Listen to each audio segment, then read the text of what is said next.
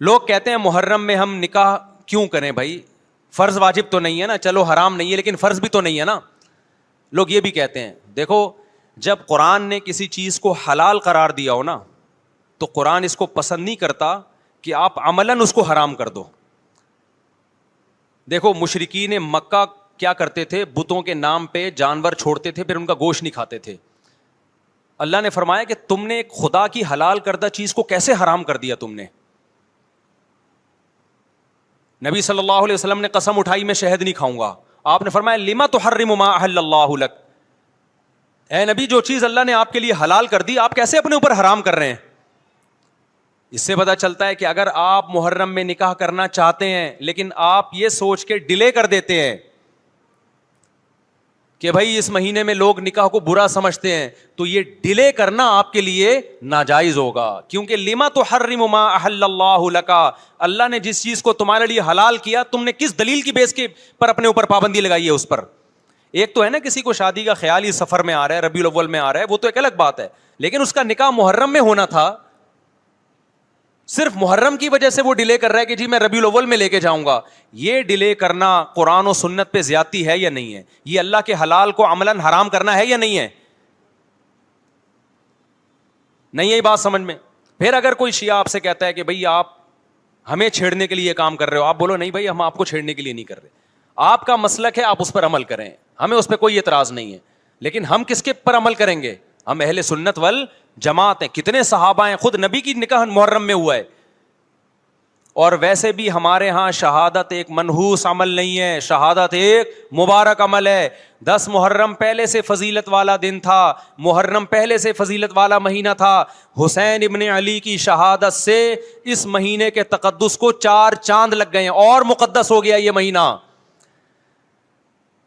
یہ کیسی بات ہے جو شہادت کا دن ہو ہم اس کو منحوس قرار دے دیں؟ بھائی ہمارا یہ جگرا نہیں ہے. سمجھتے ہو کہ نہیں سمجھتے ہو؟ تو اس لیے محرم میں اگر کسی نے نکاح کرنا ہے اس کو ڈیلے مت کرو میرے بھائی. لوگ کہتے ہیں فرض تو نہیں ہے نا, آپ اگر اس کے نحوست منحوس ہونے کی وجہ سے ڈیلے کر رہے ہو تو پھر آپ پہ فرض ہوگا کرنا. کیوں؟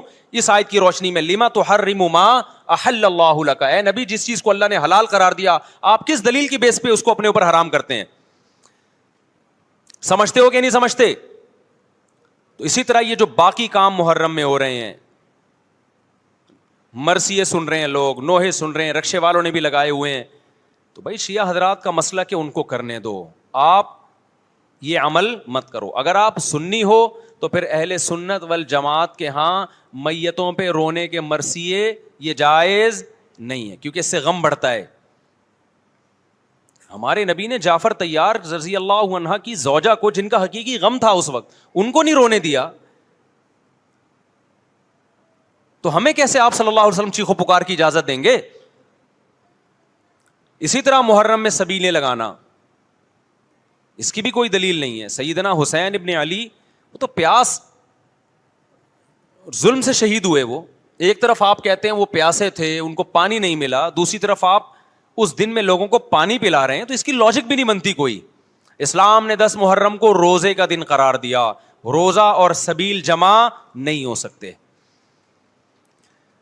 سمجھتے ہو کہ نہیں سمجھتے؟ آپ کہہ سکتے ہیں کسی کو پانی پلانے پر کون پابندی لگا سکتا ہے؟ پانی پلاؤ بھائی پورے سال, اسپیسیفک ان دنوں میں کیوں پلا رہے ہیں آپ؟ تو جو شیعہ حضرات ہیں ان کا مسلک ہے, ان کو کرنے دیں. میں بار بار اس لیے کہہ رہا ہوں ایسا نہ ہو چھیڑ چھاڑ شروع کر دے جا کے.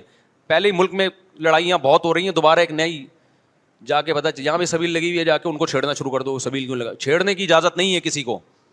آپ نہ لگائیں نہ پئیں, بولے بھائی ہمارے لیے محرم ایسا ہے جیسے دوسرے مہینے ہوتے ہیں. 4 مہینے محترم ہے, محرم, رجب, ذی قعدہ, ذی الحجہ. تو جتنا ذی قعدہ ذی الحجہ ہے اتنا ہی محرم اور رجب ہے.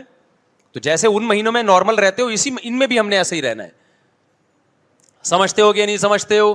اور حلیم کی دیگیں مت پکاؤ محرم کی راتوں میں.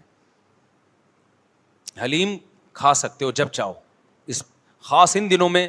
اور ویسے بھی جو لوگ پوری رات حلیم کے دیگڑے میں گھوٹے لگاتے ہیں صبح روزہ نہیں رکھتے. وہ کیا خیال ہے جب آپ پوری رات دیگڑے میں گھومتے رہو گے؟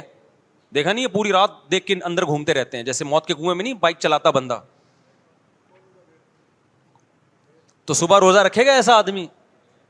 تو یہ ساری چیزیں آپ کو اس کام سے روکتی ہیں جو سنت سے ثابت.